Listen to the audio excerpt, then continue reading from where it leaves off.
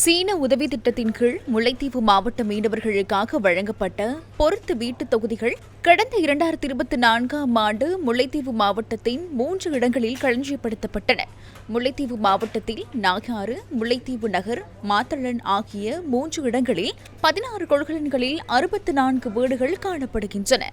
எனினும் 2 வருடங்கள் கடந்துள்ள நிலையில் இன்னும் வீடுகள் அமைத்துக் கொடுக்கப்படவில்லை என பிரதேச மக்கள் குற்றம் சாட்டியுள்ளனர்.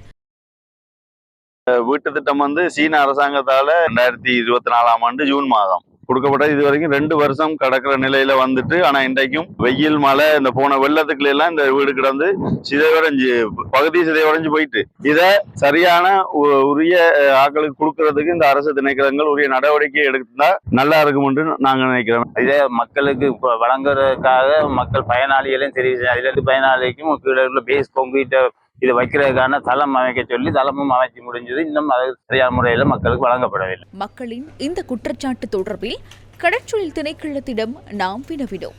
சீனாவில் வழங்கப்பட்ட பொருத்து வீடுகளை பயனாளிகளுக்கு வழங்குவதற்கான நடவடிக்கைகள் முன்னெடுக்கப்பட்டு வருவதாக திணைக்களத்தின் அதிகாரி ஒருவர் தெரிவித்தார். வீடுகளை பொருத்துவதற்கான செலவு மதிப்பீட்டு அறிக்கை பெறப்பட்டதன் பின்னர் அடுத்த கட்ட நடவடிக்கைகள் முன்னெடுக்கப்பட உள்ளதாக கடற்றொழில் திணைக்களம் தெரிவித்துள்ளது.